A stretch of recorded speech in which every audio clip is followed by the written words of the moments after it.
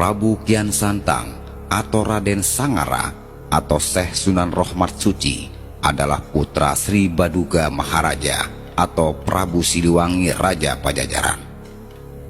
Ketika dewasa, ia belajar agama Islam di Mekah dan mengubah namanya menjadi Galantrang Setra. Meski berbeda keyakinan dengan sang ayah yang memeluk agama Hindu, Kian Santang tetap menjadi penyebar agama Islam di wilayah Pajajaran. Raden Kian Santang lahir sekitar abad ke-15 dan merupakan anak Prabu Siliwangi dari istrinya yang bernama Nyai Subang Larang. Ia memiliki saudara kandung bernama Walang Sungsang atau Pangeran Cakrabuana, pendiri kerajaan Cirebon, dan Rara Santang, ibu Sunan Gunung Jati. Sejak kecil hingga remaja, Kian Santang dilatih ilmu bela diri hingga tumbuh menjadi sosok ksatria Pajajaran. Ketika sudah mahir dalam bela diri, Kian Santang mengisi waktunya dengan berburu ke hutan. Ia pun mudah untuk mendapatkan hewan buruan menggunakan panahnya. Hal itu membuat Prabu Siliwangi sangat bangga dan mengangkatnya menjadi senopati Pajajaran. Kian Santang pun tumbuh menjadi ksatria yang gagah, perkasa, dan tidak ada yang bisa mengalahkannya.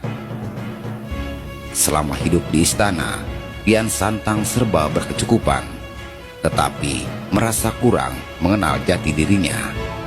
Ia juga merasa jenuh karena tidak ada satupun ksatria yang mampu mengalahkannya.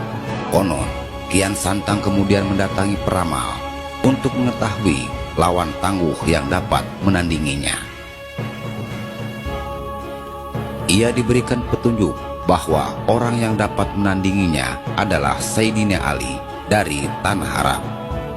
Sebetulnya, Sayyidina Ali hidup pada abad ke-7 dan telah wafat saat itu. Tetapi mereka dapat dipertemukan secara gaib dengan kekuasaan Allah. Selain itu, Kian Santang harus melakoni 2 syarat agar dapat bertemu Sayyidina Ali, yaitu melakukan semedi di ujung kulon dan mengganti namanya menjadi Galantrang Setra. Galantrang berarti berani dan Setra berarti bersih atau suci. Setelah melakoni 2 syarat tersebut, Kian Santang segera melakukan perjalanan ke Arab untuk menemui Sayyidina Ali. Sesampainya di Mekah, ia bertemu seseorang dan kemudian menanyakan keberadaan Sayyidina Ali. Orang tersebut mau memberitahu keberadaan Sayyidina Ali, asalkan Kian Santang mau mengambil tongkatnya yang ditancapkan ke tanah. Tidak disangka, Kian Santang kesulitan mencabut tongkat itu hingga keluar darah dari seluruh tubuhnya ketika berupaya menyelesaikan tugas yang dianggapnya sangat mudah. Belakangan diketahui, sosok yang menancapkan tongkat itu adalah Sayyidina Ali. Setelah pertemuan dengan Sayyidina Ali, Kian Santang memutuskan untuk menetap di Mekah dan belajar agama Islam di sana. Kian Santang menetap cukup lama guna belajar dan memahami agama Islam. Setelah itu, ia memutuskan untuk kembali ke Pajajaran. Sesampainya di Pajajaran, ia menemui sang ayah dan kerabat untuk menceritakan pengalamannya selama mengembara di Tanah Arab. Kian Santang kemudian mengajak Prabu Siliwangi untuk memeluk agama Islam. Begitu juga dengan rakyat Pajajaran, tetapi Prabu Siliwangi menolaknya. Meski ajakan ditolak oleh Prabu Siliwangi, Raden Kian Santang tetap menyebarkan agama Islam di pelosok Pasundan. Pada awalnya, ia menyebarkan agama Islam di Limbangan, kemudian sampai ke Garut dan pesisir utara pantai Jawa. Dalam perjalanannya, Kian Santang mengubah namanya menjadi Syekh Sunan Rohmat Suci. Ia pun pergi ke Galuh dan berhasil mengislamkan Raja Galuh Pakuwon di Limbangan, yang dikenal memiliki nama Sunan Pancer.